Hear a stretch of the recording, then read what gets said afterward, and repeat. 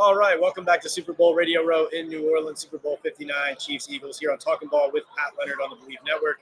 Brought to you by Boom Chaga Mushroom Super Drink, Salaretta for Men, high-end luxury menswear and tailoring in Bergen County, New Jersey. Also brought to you by My Bookie Sportsbook and by Estate 98 Coffee. And we are here with a special guest, Craig Mucklow, VP of Trading and Lead Oddsmaker at Caesars Sportsbook. Craig, thank you so much for being here. Really appreciate it.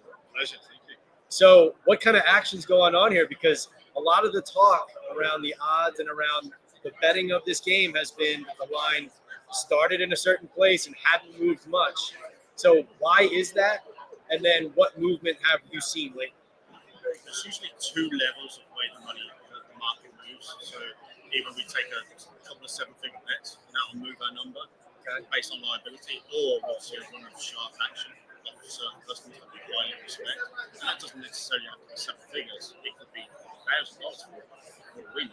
It's just that we respect that customer. So Wednesday, we took two six-figure wagers on the Eagles, plus 1.5, and we took another six-figure wager on the money line, plus 105. And off customers that we respect, yes, and we moved the number to 1. And the public that bet the Chiefs, we've seen that already, and we've still got probably 78% of the hand still to come. We'll see about 50% on Sunday. But yeah, that'll move the number, and then we're just managing the liability. Futures-wise, we're Eagles fans. They're a reasonable result for us.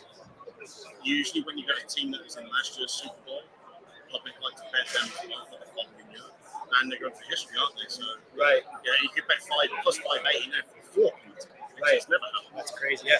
And we're sitting here on Wednesday, and wouldn't it be accurate to say too that the injury reports officially not coming out prior to us speaking now here, like over the next couple of days, you could see movement just based on that new information, correct? Always. Yeah, I mean, in this industry, information is king, and we always look for that kind of information.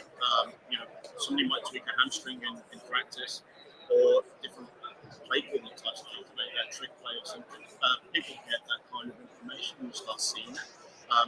Interesting, we've seen a good run of money for Noah Gray's performance this week. Obviously, Travis Kelce is always a public favourite, but Kelsey's not having his Hall of Fame year this year, but he's still dangerous and he's still popular with the customers. But Noah Gray has been exceptionally popular this week.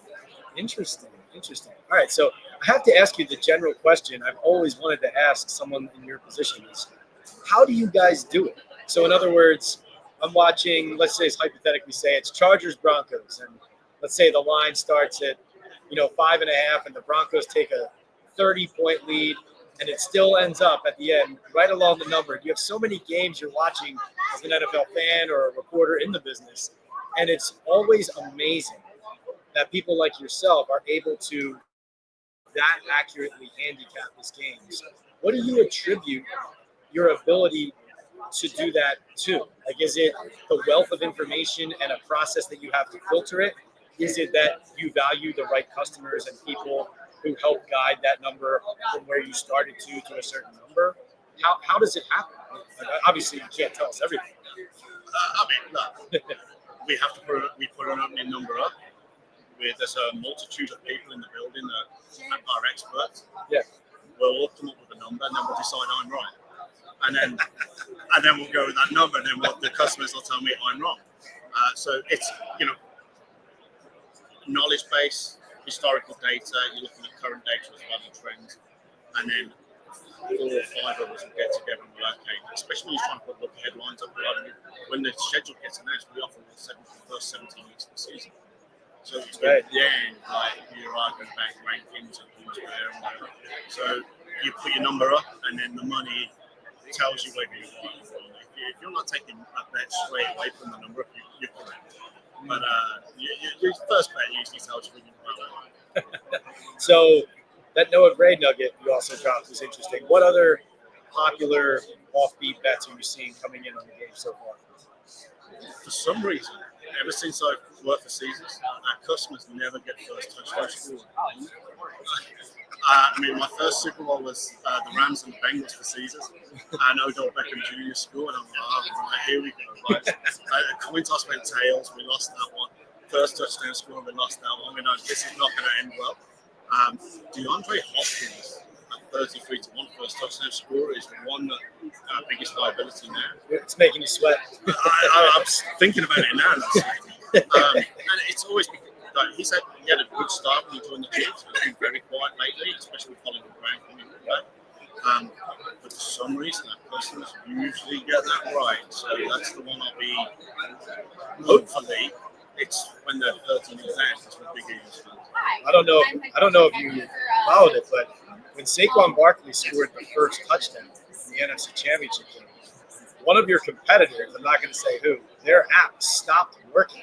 Yes. It legit shut down. And I think the average person, myself included, assumed, oh boy, that book took a hit there, right? Like, I mean, is that a fair assumption? Look, Saquon Barkley is a superstar, and the customers latch onto that. I mean, right now, for his touchdown score at Brock, he's 3 times more than the second bet player. The problem is as well with Saquon. Usually, when you get to like the 1 or the 2 yard line, you're sweating a running back flop to score. Yeah. The problem is it's 70 yards out and score. You saw off the first play of the game. So it astounds me every single week when I look at the liabilities on Saquon and I see him go and do it. And I'm like, oh, and he scores a second one, and because we offer 2 touchdowns, 3 touchdowns. People stop betting him anytime. They just want to bet to score 2 or score 3. So right. It's the bet where there was still value, at least as of last week, was Barkley's second half touchdown, because he's been doing it all year, and if the Eagles have a lead in the second half, he will score a touchdown and steal it. This is what we've seen, right? Exactly, and we have like a 4th quarter heroes. So Saquon to score in the 4th quarter, and the Eagles win to Super Bowl. That's 5 to 1. Oh, come on. I mean, it's Go place that bet now. I won't be liking it come Sunday, but it's ever popular, and I mean, just things like that. I mean, if Karma's going to win you a Super Bowl, pure class act. She could have broke the single season record, could have broke the single game record as well against his former team both times. Personally, I would have tried to do it, but class act, and like we'll be cheering against him. Oh, that was the text that I got and saw come in when he sat down on that run. Oh man, what a hilarious moment! But like you said, he demonstrated so much about what he's been for the Eagles this season in that moment. It just speaks to the person. Yeah. Yeah. I mean, sometimes we're praying for that kneel down at the 1, stop doing that club. But I also have visions of when Josh Allen scored 4th and 2 against the Chiefs in the regular season. It was terrible for us. Right. Take a knee. But like, yeah, it's a lot of those things usually determine the total.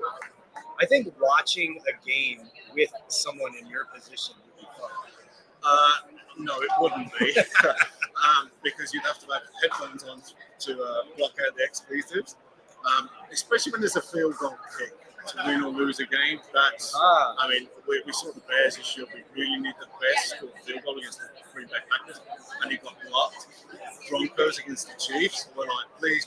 You become very religious and very superstitious. Or like when the flag icon showed up in Chiefs Bills, and then it turned out there wasn't a flag on the field.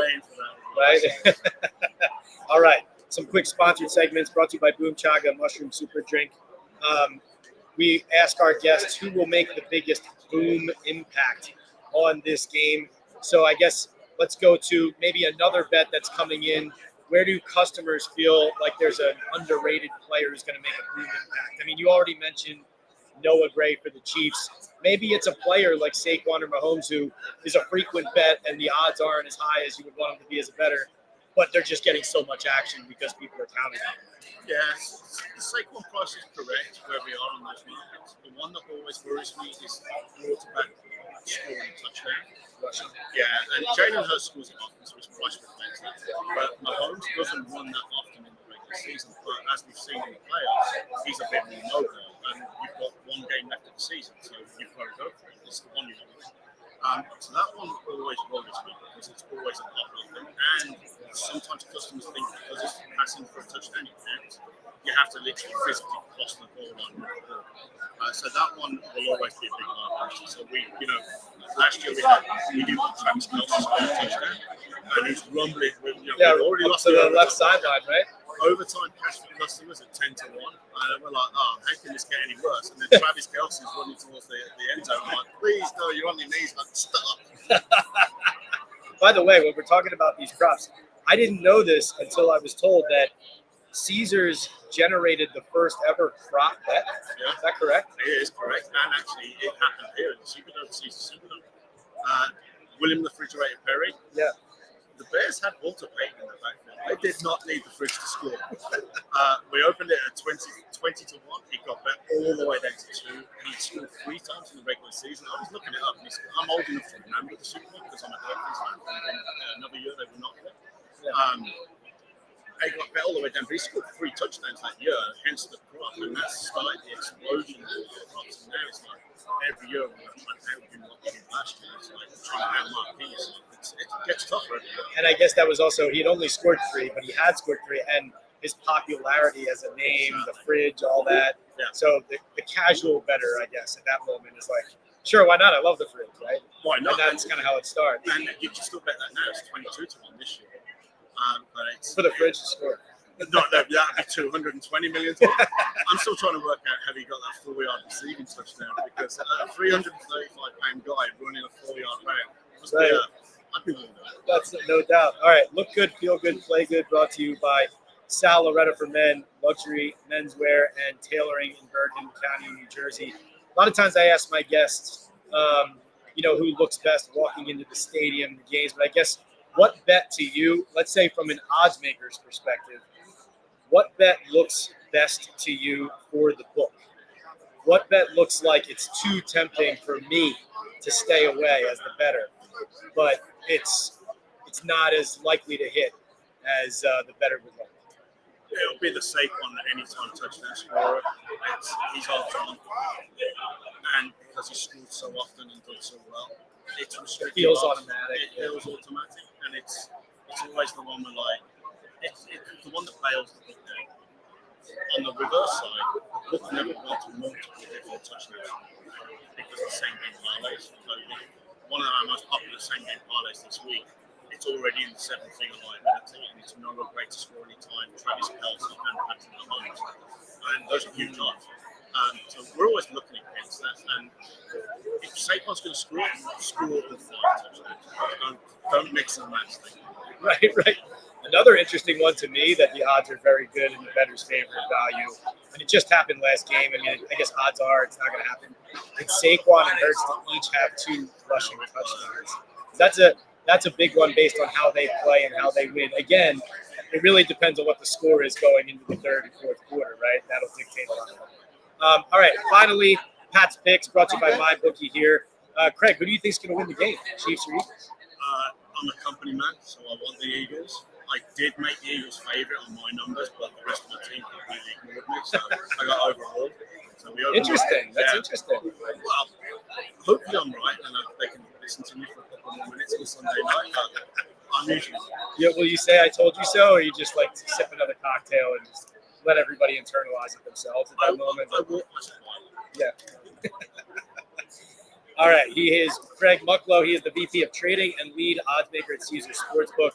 This is Talking Ball with Pat Leonard on the Believe Network. Again, brought to you by Boom Chaga Mushroom Super Drink, State 98 Coffee, Sal Loretta for Men, luxury menswear and tailoring in Bergen County, New Jersey, and of course, MyBookie Sportsbook. And for being such a great guest, we have a free bag of Boom Chaga Mushroom Super Drink for you. Antioxidants, anti-inflammatory. You can put it in your coffee, put it in your tea, put it in your water. It's fairly tasteless and been known to lower cholesterol, et cetera. I think you'll really enjoy it. But thanks for being here, Craig. We really appreciate it. Thank you.